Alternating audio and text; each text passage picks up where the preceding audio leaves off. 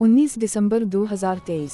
मेरे प्यारे चाहने वालों और चाहने वाली हूँ, सलाम व आदाब। मैंने अपनी गुज़श्ता 45 साला जिद्दोजहद के दौरान आपसे कौम से कभी ना तो झूठे बोला और ना ही कभी कोई सब्ज़बाख दिखाए। अलबत्ता नए शामिल होने वालों से मैंने यही पैगाम खल कर दिया कि ये तहरीक कोई फूलों की सीज नहीं बल्कि कंटों की सीज है, क्योंकि सच का रास्ता बड़ा कठिन और दुश्वार गुजार होता है, जबकि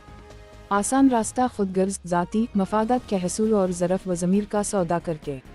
ज़ाती और ख़ानदानी मफादात का हसूल होता है। आज मैं आपके इल्म में जो बात ला रहा हूँ वो आपके सोचने और समझने की बात है, और वो ये है कि अगर आप पाकिस्तान टेलीविज़न या पाकिस्तान में जारी किसी और प्राइवेट चैनल पर कोई हालात हाजिरा, खुसूसन सियासी हालात पर जो प्रोग्राम जिसमें टेलीविज़न टॉक शोज समेत दीगर एंकर पर्सनस के तजज़िये और इनमें शामिल जिन तज्ज़िया निगारों और मेज़बानों को सुनते हैं, उनमें 1-2 के अलावा 99% एंकर पर्सनस और शरका इंटर सर्विसेज इंटेलिजेंस के क्लियर करदा अनासिर होते हैं, जो आपको कभी असल हालात से आगाह नहीं करेंगे बल्कि आपको असल हक़ाइक़ से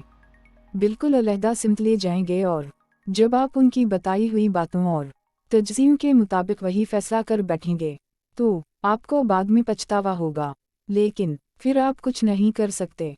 लिहाजा आपसे गुजारिश है कि मौजूदा एंकर पर्सनस और इसमें शामिल सियासी तज्ज़िया निगारों की बातों पर खुदारा कोई ध्यान ना दें और उन लोगों की बातों पर गौर करें जिन्होंने अपनी और अपने ख़ानदानों की ज़िंदगी सच और सच के क़याम के लिए कुर्बान कर दी। शुक्रिया। आपका अपना अल्ताफ़ हसीन।